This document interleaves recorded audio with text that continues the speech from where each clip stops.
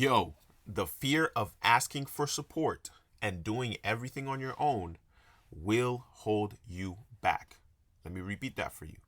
The fear of asking for support and doing everything on your own will hold you back. And a lot of times it's ego that's causing you to do that. Now, I'm of course going to dive into it, and I'm of course going to give you different stories and different examples. So stay tuned for that, right? So let's get going straight away, right? So the fear of asking for support, a lot of times our ego will keep us from asking for help. I'm that way too. I'm someone who genuinely does not like asking for help. I do not like asking for money, especially when I notice or feel as if you are being bothered by me asking for support, by me asking for help. And so, some of you, let's say if you're some kind of doctor or scientist watching this video, right, you might say, oh, that's a lot of trauma from parents, childhood, and blah, blah, blah. Maybe you're right? Maybe you're wrong, maybe you're right. Me personally, I don't care. If it's past trauma from parents, blah, blah, blah. Like me personally, I like doing things. I like getting things done. If somebody's taking too long to get me something that I need done, I will just go and do it myself. I will literally sit there, watch as many videos as I need to watch, do the research that I need to research, and do it myself. Trust me, I'm someone who likes doing things on my own and getting things done. But I also understand that in order to be a leader, in order to lead myself, my business, my clients, my employees, contractors, etc., I need to understand when to ask for support, and I also need to understand when to let people do something, right? Because a lot of times it will let you know whether or not you need to fire them quickly or keep them on the team. Right now, before I keep going with the video, right? My name, a lot of you are probably wondering who I am, right? So my name is Duno Clenor. Duno, pronounced just like the game Uno, right? But with a D in front of it. And I'm here to help winners win. If you're a winner, that means that you absolutely, absolutely hate losing, right? And winners focus on elevating their lives and want to become more financially free. So if that's you, continue watching. Now, before I continue on with the video, I'd like to go over what's called the Gentleman's Agreement. If you've watched 2 or more of my videos and you are enjoying the content, please subscribe. So, with that being said, let's get right back into the video. So, the fear of asking for support and doing things and everything on your own will hold you back. Here's why it's going to hold you back. A lot of times we think that we can just go off and be a lone wolf, right? Even me, I used to, in my content a long time ago, 2 years ago, I used to say, if you can't find people that are like you, be a lone wolf, right? Get things done on your own. Become a one-man team, a one-man support team. That can only get you so far, and there's nothing wrong with that. But it can only get you so far. You will be limited. You might make $1 million by yourself, right? If you're a content creator, you can make your first million by yourself with no teammates, as long as you're doing it full time, editing, all that stuff, right? But as you start to scale, as you start to want to expand, you are going to need the right people alongside you. And then you're also going to need to learn to trust these people, but you're also going to need to learn to lead these people, but you're also going to need to learn to manage and ensure that everybody is operating at the right rate of speed that will allow all of you to move in the right direction, right? And so it's your job as the leader of your life, as the CEO of your life, as a leader and CEO of your business, as a leader and CEO of your team, etc., right? It's your job to ensure that you have the right people alongside you. Plenty of times where I did things by myself, or I did not trust myself and I trusted other people, it went either way. Times I trusted myself, it went the wrong way. Times I trusted other people, it went the wrong way. Times I trusted other people, it went the right way. Times I trusted myself, it went the right way. So it's also understanding that type of balance. Like recently, we're doing ads and it's taking too long for, certain things to get done, certain videos to get edited, certain graphics to be created. So what do? I just do it myself. I just go and create the graphics by myself. I just go and edit the videos by myself. Why? Because I understand that for me, there's a timeline that I have that I'm trying to move along. But not for everyone on the team, for everyone in let's say your company or your job, blah, blah, blah, that same timeline is the timeline isn't the same for them. And so because it's not the same timeline, what does that mean? What are they going to do? Well, they're going to move at their timeline, on their pace. So it's also your job to clearly communicate the timeline, the deadlines, the structure, right? Why you need this done at X, Y, and Z time, why it needs to be done now, why it needs to be worked on right now, right? And before I continue with the video, you guys know I like to acknowledge the outfit. This outfit goes hard. I mean, look at the color combination, how they just work well together. I wore this jacket in yesterday's video, and I was like, yo, I don't think I ever showed you guys this elegantly amazing combination. I mean, stunning. And then, the chest is coming in from the gym, so the turtleneck fits well. Like, oh my goodness, imagine I had a chain. I'm not really a chain guy, but imagine I had a chain. Oh my God. But we've got the black face watch, black leather band watch. You could wear this with a silver watch, a black watch, whatever color makes the most sense. We've got the navy blue and gold pocket square. Amazing combination. You could wear this with black pants. You could wear this with gray pants. You could wear this with white pants. You could wear this with the same pattern pants. You could wear this with dark navy blue pants. This is an amazing outfit, and it just works so well together. Imagine I had a fresh cut. Woo! You could wear this with black shoes, brown shoes, dark brown shoes, brown and black shoes, a dark gray shoes. Like this combination goes crazy. Right? Now, let's get back to the video. So, a lot of times, it'll be our ego that holds us back. And it'll be our ego that forces us to make those types of decisions. A lot of times, it's fear that they're going to do it wrong. A lot of times, it's fear that we're the only ones that know how to do it right. So, because we're the only ones that know how to do it right, we're not going to trust other people to get it done. And a lot of times, when we have a deadline, we want to make sure that we stick to that deadline. Sometimes we can communicate that deadline to everybody, but they still don't follow it. So now it's also your job to understand when to fire people, when to get rid of people on the team, and make sure that you have the right people alongside you, right? You need a network of winners around you. You can't be the only winner on the team. So you need, I remember, I think it's Ravi Abuvala that said this in one of his coaching programs that I was a part of. If you don't have A players on your team, everybody else is a C player. There's no such thing as a B player. You have A players and you have C players. So you need to make sure that you are around A players all the time, right? Everyone I aim to interact with, I want to make sure that they're all A players. But I also understand that some people are A players at this thing, but they're not A players over here. So it's also understanding how to get people to always behave and always operate as an A player, giving them tasks that they are going to be an A player at, right? As I'm telling you guys this, I'm literally formulating these thoughts, right? You need to give people tasks that they are an A player at, so that they can continuously and remain and consistently stay as a player. Because if you start giving an A player task that they are not an A player at, what's going to happen? They're going to start to become a C player. They're not going to take it as seriously. They're not going to spend the amount of time that is necessary. A lot of times, an A player can get something done in a day, but a C player will take a week or longer to get it done. All right? Think about this. There's times where you've had a task in front of you sitting there for a week, sitting there for maybe a month when you could have gotten it done. But because you may not trust yourself at the task, or maybe whoever gave you the assignment or the task, they did not communicate the right deadlines with you, right? So for you, it's just like, it's whatever. You could have been an A player. You could have gotten it done right away, but you chose not to get it done right away because it's not as important. Or I have other tasks that are more important. I have other things that are more priority. I completely understand that. I'm that way too, which is why even for me, literally, I've got 3 pairs of sticky notes on my desk right now, right? So green, right? Blue, and then pink. Each of them have different meanings to me, and they're not all like, oh, this is order of priority. It's more like anything on here, the blue, needs to get done. Absolutely. It needs to get done. And then I also use a highlighter, so you can't really see it, but some of them are highlighted yellow. So the ones that are highlighted yellow, they are absolutely priority.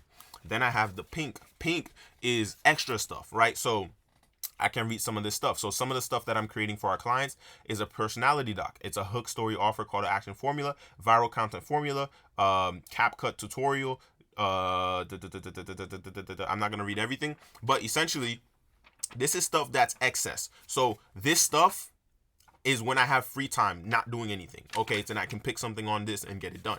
This stuff is absolutely mandatory, needs to get done today, right? My job is to make sure that whatever's on here, I need to get it done today. If I don't get it done today, it's number one priority tomorrow to get it done tomorrow, right? And then yellow is conversational stuff, right? Stuff that needs to be said, things that needs to be happened, right? So this things like contract, traveling, right? And this isn't like when I'm saying traveling, it means it's on my calendar that traveling is an important conversation that needs to be had for the month of May, because there's certain business operations that need to be done that I'm most likely going to be going somewhere in order to make that done. So the traveling conversation, traveling to X, Y, and Z state is what I wrote down, and I need to speak to the people that are involved to ensure that, is this trip still happening? Does this trip still need to happen? Right? Recoup initial investments, profit share, equity share, revenue share, salary talks, and contract verbiage. Right? So there's not a lot of stuff on here, but this is conversational stuff that needs to be talked about on our team meetings, that needs to be talked about on our weekly meetings, that needs to be talked about and needs to be done. It needs to be like, it's just conversations, right? It's not like tasks that I have to do. It's more or less conversations that need to be had, right? So those are some ways that I keep myself accountable, but I'm also in charge of making sure everybody else on the team is being held accountable. But it's also making sure that everybody else on the team is able to perform as an A player at the task that they are given. Right? So a lot of I'm working with a celebrity, and he's he's the type of person where, hey, yo, just tell me what to do. Tell me, point the gun in the right direction for me and fire the gun. I'm the bullet. Fire the gun in the right direction. I'll get it done. Right? It's not to say that he can't think on his own and he can't do things on his own. But when it comes to this stuff, he needs me to guide him so that he can get it done. He knows how to speak. He knows how to create content. But the type of content that I need him to create, the type of ads I need him to record, I have to guide him. And then I need to give him deadlines so that he can get those things done on time. So he's an A player. He's an actor. He's a podcast host. He's an investor. He's a film and TV producer. So he's also systematic and perfectionist. And like, things need to look sharp. Things need to look good. Things need to look well. Things need to sound well. This and that. And then with the editors, editors, the colors need to be on point. This needs to be on point. This needs to be on point. So he's just like me. But in this manner, in marketing, he needs me to guide him, right? And that's exactly what I'm doing. And even on the operational side, I have to guide the entire structure of the team. I need to make sure that everything is going well. But here's where I can go wrong. And here's where I have gone wrong. Is thinking that, I'm the only one on the team. I'm the only one who cares about the project. I'm the only one who cares about this making money. I'm the only one who cares about this working. That is true and false. For me, it might be a high priority, but for them over here or this person over here, it might be second. Might be third, right? And so it's also having those clear lines of communication with people on your team that can potentially support you in certain tasks. I'm not the only funnel builder. I'm not the only ads creator. I'm not the only ads runner, media buyer, etc. on the team. I'm not the only copywriter. I'm not the only content writer, etc. Like, there's a lot of different things that I can do, and there's also people on the team that can do those same things as well. But some of us are an A player, some of us are a B player, some of us are a C player. And it also depends on what we need it for. Right? And so it's understanding that you really need to start to kill that fear of asking for support and knowing when to ask for support. A lot of times you have so much on your plate, right? I have this long to-do list, but it's a long to-do list because I'm the only one that can do these things. And to ensure that they are done well. I can give it to somebody else, but they're not going to do it as well as me. Bottom line, that's the situation. Same thing with these. These are trainings and courses that need to be created. I could give it to somebody else. I can give them the whole script and the template, but I also understand that they will not be able to do it the way I would do it. They will not sound the way I would sound. They will not teach the way I would teach. Right? But it's a part of it. It's a part of the process. And it's absolutely necessary. It's 100% necessary in order to get to that next stage, in order to get to that next level. But very few people truly understand that. And a lot of people, their ego keeps them stuck, right? A lot of people are stuck at under $10,000 a month because of ego, because of not, there's a lot of mindset issues when you're stuck at $10,000 a month or less, right? It's simply because you don't know how to make the right decisions. It's simply because you don't know how to stay committed. It's simply because you don't have the good offer. You don't have a good system. Like, it depends on the business model, right? There's so many different factors as to why you're not at 10K a month. But it also depends on the business model. But it also depends on your mindset. It also depends on the people that you have around you. Are you working by yourself? Right? A lot of times you make some money but you're afraid to spend it to hire the right people to get you to the next stage. Think about that. I've never been that way. I've always been someone who's willing to spend to get support, to get help, to buy a course, to buy training, and blah, blah, blah, blah, blah. Right? Hire this person, hire that person, do this thing, get this thing done, do this, do that, do this, do that. Right? I've always been open to doing that. I wasn't raised that way. My mom is definitely not that way. My dad is a handyman, so he knows how to do a lot of different things, so he doesn't need to hire people to get things done for him. And my mom always says this, she's always like, yeah, you better learn how to do these things because you don't want to be hiring people to get them done for you. And I've always been like, why? Why do I need to? Now, that's not to say that I'm not a good handyman and I don't know how to get things done. I don't know how to fix things. I definitely do. I'm also a problem solver. So even if I don't know how to do something, I will see if I can get it done by myself first before ever thinking about outsourcing or hiring somebody else. And I'm the same way with business. I'm the same way with literally everything I do. If I absolutely cannot do this, or I understand that this would be a waste of my time to start to do this thing or to go back to doing this thing, then I will look to outsource. I will look to hire people. I will look to get somebody else to get this done for me. And then I'll pay them whatever they're asking, right? Now, if they're out of budget, then it might be a bit of a struggle for me to pay them, for me to hire them, or I might need to wait, right? It's just a part of business. That's just a part of life. But it's also understanding that, look, I'm not the only one that needs to do these things. I can hire copywriters. I can hire media buyers. I can hire people that are way better than me at these different things so that they can get me to the next level, right? So that they can get the company to the next level, so that they can get everything in order into the next level, right? That's a huge portion of getting to the next level and not being held back, is understanding when you need to bring in somebody else, understanding when you need to bring in a different team entirely, understanding when you need to fire an entire team, understanding when you need to fire an entire let's say department of your company, right? Because a lot of times you could bring on a whole department that you don't even need, right? I'm not at that stage yet, but I also understand that happens. Sometimes you bring in a whole media team when you don't really need a whole media team. Sometimes you do need a whole media team and you don't even need a sales team, right? Because you have a good funnel and the funnel doesn't require salespeople that are calling and picking up the phone. So you just focus on content and your sales funnel, right? So you could bring in a whole department that you didn't even need, right? And this same thing, this same topic goes even in fitness and relationships, right? Which are things that I often talk about, right? The fear of asking for support and trying to do everything on your own will hold you back, but it can also stunt your relationships with people. It can also stunt your relationships with, your significant others, whatever, you're into, because let's say you do need support. And I remember this happening a lot with an ex. I know I have a lot of these stories, but she just didn't like asking for help. I could do everything on my own. I want to do everything on my own, this and that, which I respect. If you want to do things on your own, that's perfectly fine. And anytime because you guys got to understand, I'm like, let's say I'll say hyper intelligent, right? No. But I'm intelligent, right? I'm pretty intelligent. So I can see someone struggling with something and I already know the solution. That's just how I am. That's how I'm wired. That's how I was raised. Like, make sure that you can do things better than everybody else. So if I see somebody struggling with something, I already understand the solution. I already understand how to do it. But with her, I had to learn, like, okay, I can't just come in and do it for her. If she wants me to do it, if she wants my help, I'll do it.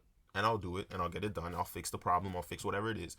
I'll solve the solution, blah, blah, blah, blah, whatever it is, right? That's how I'm wired. Like, I'm literally boom, problem solver. Like, and it's not like a problem solver like, oh yeah, every guy is a problem solver. No, for me, it's I already know the answer. I already know the solution. I already know what to do, right?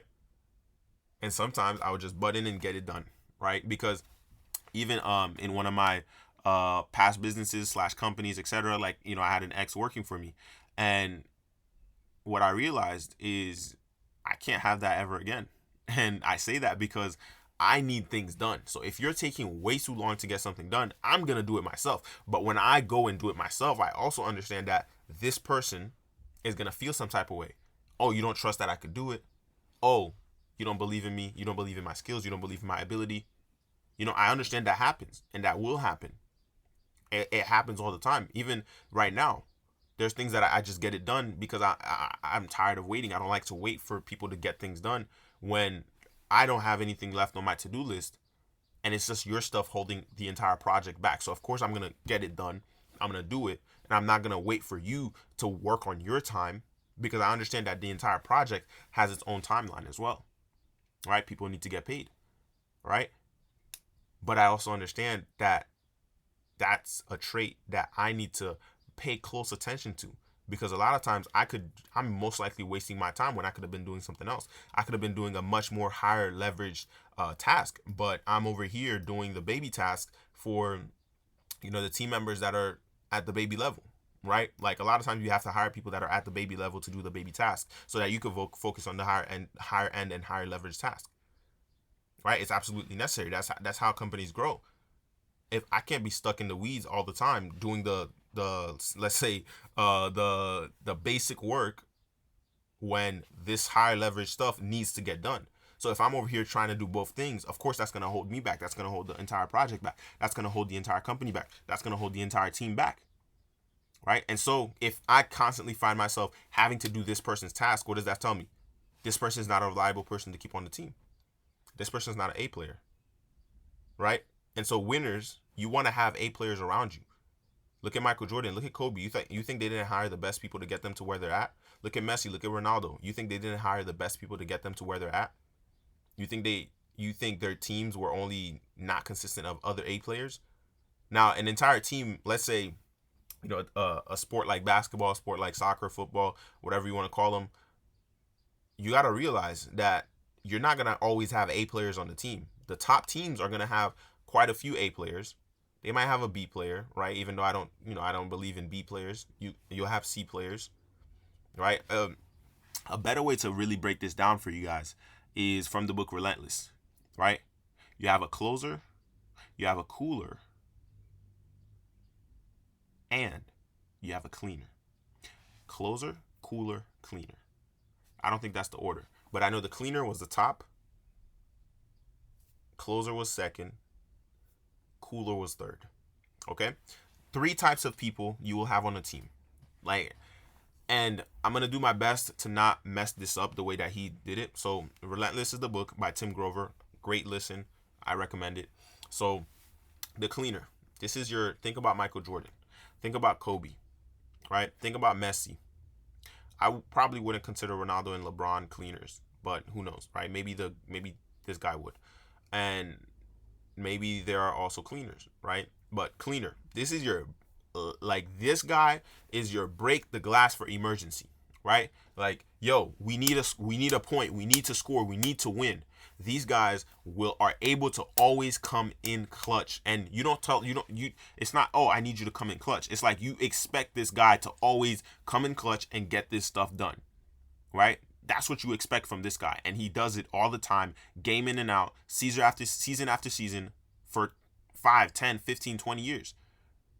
Right? Like Messi and Ronaldo, they've been playing for what, 15 years? And they're still going? Right? LeBron, how long has he been playing? Right? Jordan, how long did he play for? Kobe, how long did he play for? Rest in peace, Kobe, right? So you got to understand, those are the cleaners. They're break the glass in case of emergency. But you will not have a team full of cleaners. You may have 1 cleaner on the team, maybe 2, but you will majority have 1 cleaner on a team.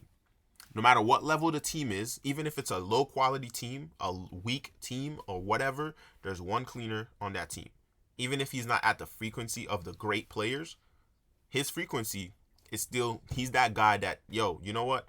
Even if he's going to score every other game, even if he's going to score once in a season, we know that he's going to score, right? That's just a example that you will always have a cleaner on the team. It just depends on what rate and what stage and blah, blah, blah, right? And then you have the closer. The cleaner will always set the closer up.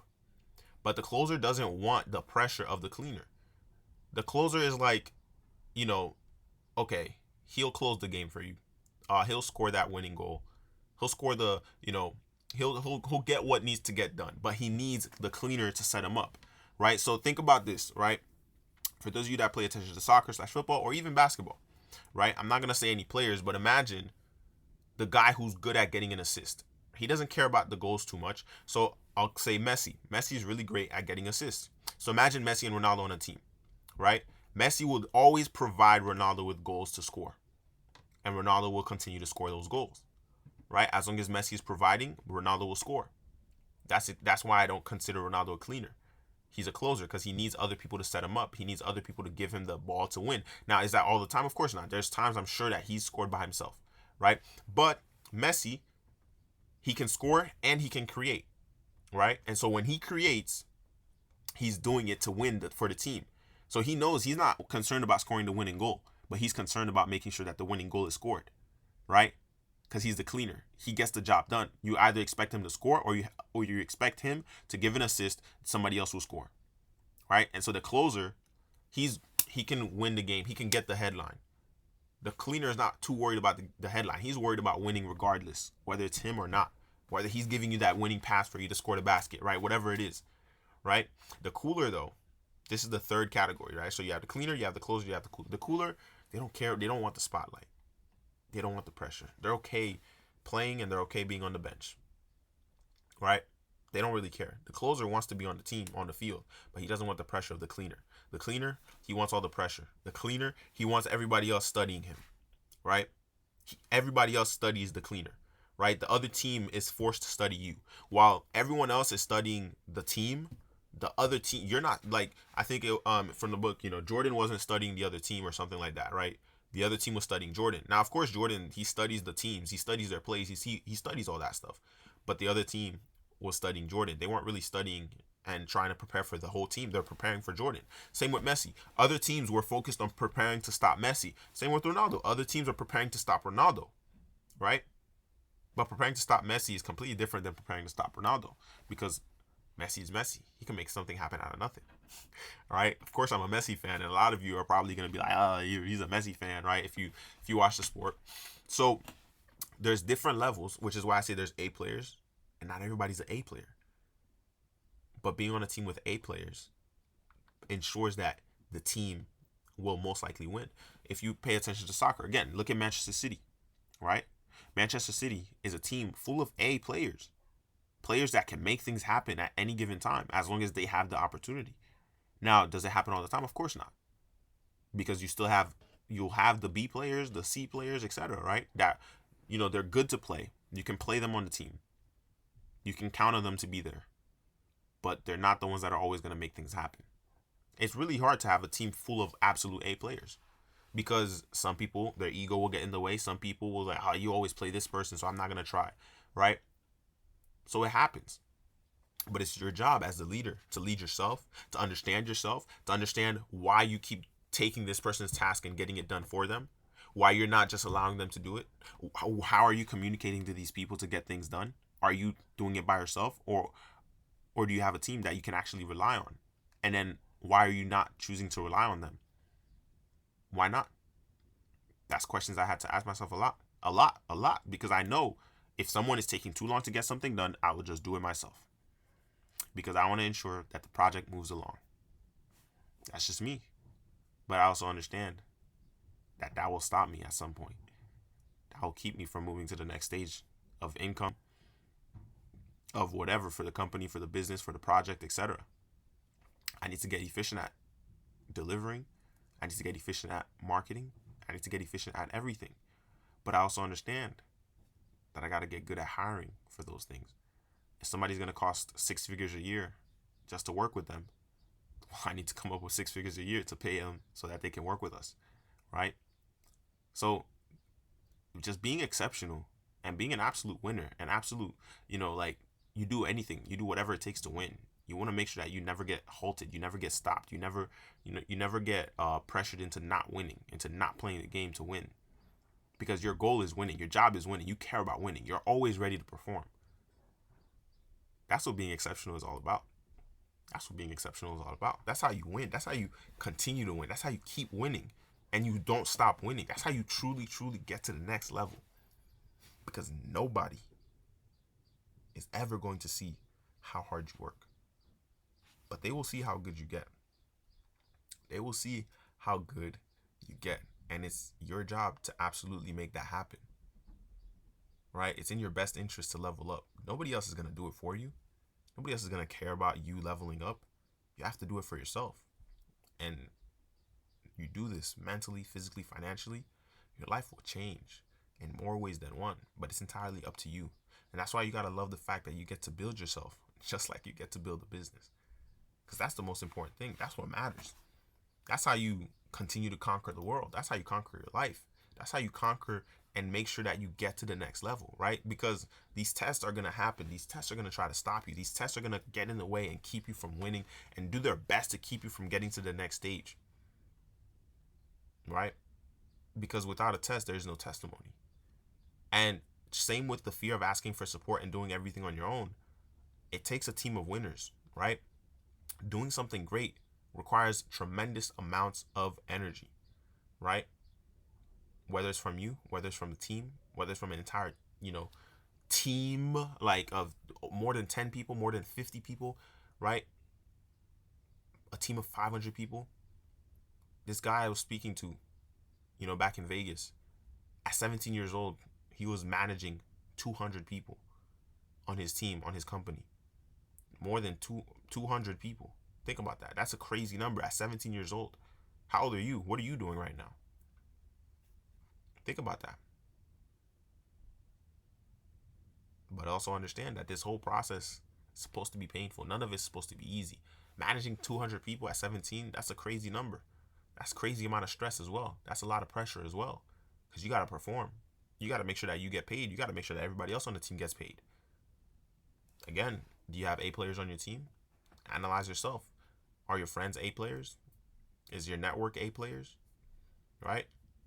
Because again, doing anything great requires tremendous amounts of energy being spent. And so you got to love the fact that you get to build yourself just like you get to build yourself. And you guys already know this, but it's a game until you die. You don't really win. You just become a winner amongst winners. So it's absolutely in your best interest to become exceptional mentally, physically, and financially. That's what it's all about. That's what it's all about. And so you're in charge of making it happen. I'm not going to do it for you. I can give you the guidance. I can help you get there, but I'm not going to do it for you. You have to do it for you. You have to make it count for you. And so look, if you're tired of your current situation, maybe you're tired of just starting business after business and you're seeing no clear success, right? Or maybe you just want to be able to support the ones that you love. And, maybe you want to make some extra money on the side for, vacations, emergencies, etc. Look, make sure to subscribe and share this with a friend. And next week, we're launching our community, Legacy Builders, where you can ask all your questions, network, and chime in on our weekly live calls for anything related to content, monetizing your time, your energy, your audience, your business, scaling your business, scaling your income, right? So much in store that I'm going to be sharing and bringing to you guys. So, stay tuned for that. And you'll be hearing me, I say next week, this Saturday. It's not next week, it's this Saturday. So, because today's Monday. But yeah, stay tuned for that, guys and ladies, if there's any ladies watching. So with that being said, I'll speak to you guys on the next one.